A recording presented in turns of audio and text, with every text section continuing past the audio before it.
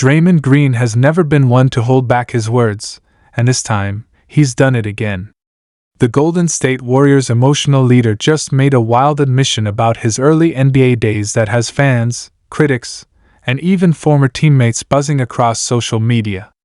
The story isn't just about basketball, it's about fame, money, temptation, and how one of the NBA's loudest voices nearly lost control before finding the discipline that made him a champion.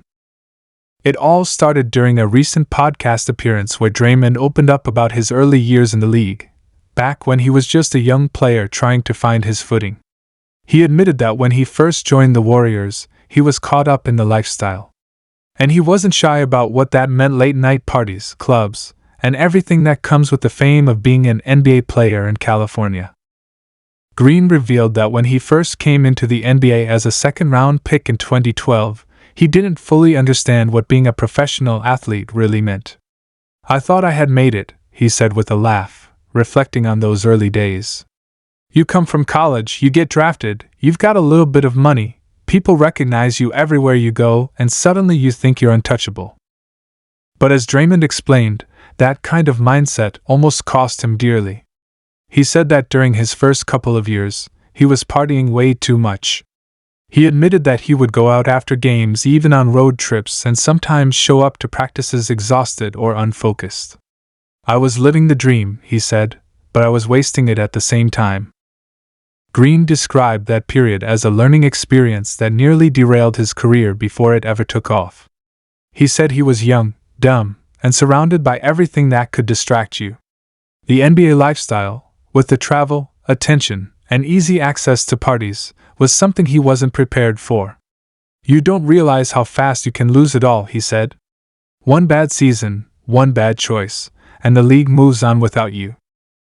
And for a player like Draymond, who wasn't a top draft pick or a guaranteed star, that reality was even more dangerous. He admitted that at the time, he was hanging around the wrong people, people who only wanted to party and enjoy his success. He said, "When you get a little bit of fame, everybody wants to be your friend. You start feeling like you owe them your time, your money, your attention. Before you know it, you're out every night, and basketball becomes secondary." That's when, according to Draymond, things began to click. He remembered one key moment that changed his outlook completely. It came after a tough loss early in his career, when he realized that while he was out partying and having fun, other players were in the gym working on their craft. "I was seeing guys I thought I was better than pass me by," Green admitted. "That hit me hard. I had to make a choice: keep living wild or actually lock in and see how great I could be."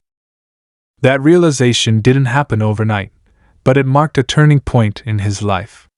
He started cutting back on the late nights, distancing himself from people who weren't serious about his future, and focusing on his game. "I had to grow up fast," he said. "I had to learn what it really means to be a professional. Not just to wear the jersey, but to live like someone who deserves it." Fans who know Draymond as the fiery, disciplined leader of the Warriors dynasty might be surprised by this revelation. The version of Green we see today, the defensive anchor, the vocal floor general, the player who holds his teammates accountable, had to fight through immaturity and distraction to become who he is. And in his own words, those early experiences shaped him into the man and player he became. Draymond said that the partying lifestyle taught him valuable lessons about discipline, energy, and the importance of being present. "When you're out all night and you've got a game the next day, your body doesn't lie," he said. "You might think you can push through it, but you can't cheat the game.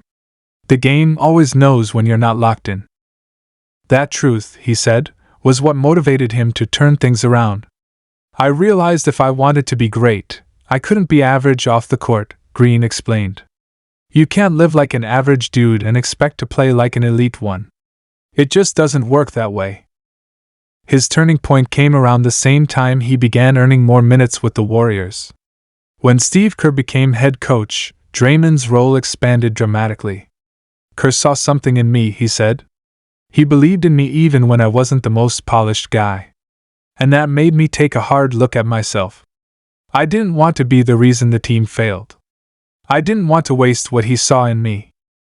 Green's new focus paid off.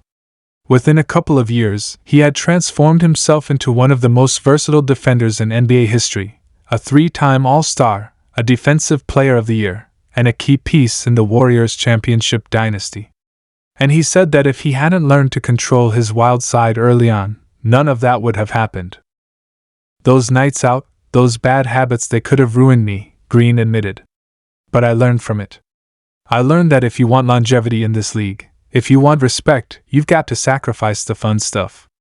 You've got to love the grind more than the nightlife. Draymond also spoke about how the NBA doesn't really prepare young players for the lifestyle that comes with fame. They teach you how to play ball, he said, but nobody teaches you how to deal with money, with attention, with people who only want you for what you have. You have to figure that out the hard way. He mentioned that's one of the reasons he now tries to mentor younger players both on the Warriors and around the league. When I see rookies come in, I try to talk to them, Green said. I tell them straight up, don't get caught up. Don't let the lifestyle trick you into thinking you've made it. Because the minute you get comfortable, the game will humble you real quick. He also reflected on how much he's grown since those early days. Back then, I thought success was having fun, going out, living wild. Now I know success is waking up early, putting in the work, and still loving the game after all these years. Draymond's honesty about his past has drawn respect from fans who appreciate his transparency. Many said it's refreshing to hear a superstar admit to his mistakes and talk about personal growth in a way that young players can relate to. Others noted that this kind of raw honesty is what makes Draymond one of the most authentic voices in the NBA today. Of course, this isn't the first time Green has been open about his struggles. Over the years, he's been candid about dealing with emotions, discipline, and learning to balance intensity with leadership. But this story about his early partying days gives fans a rare glimpse into the man behind the fire, the kid who almost let temptation destroy his potential, but instead turned it into motivation. Green even joked about how different things are now. You won't catch me in the club at 2 a.m. anymore, he laughed. Now I'm more likely to be up watching film or trying to get my kids to sleep. Life changes, man. You start realizing what really matters. He credited his maturity not only to experience but also to the championship culture built within the Warriors organization. When you're around guys like Steph and Klay, you learn what real professionalism looks like, he said.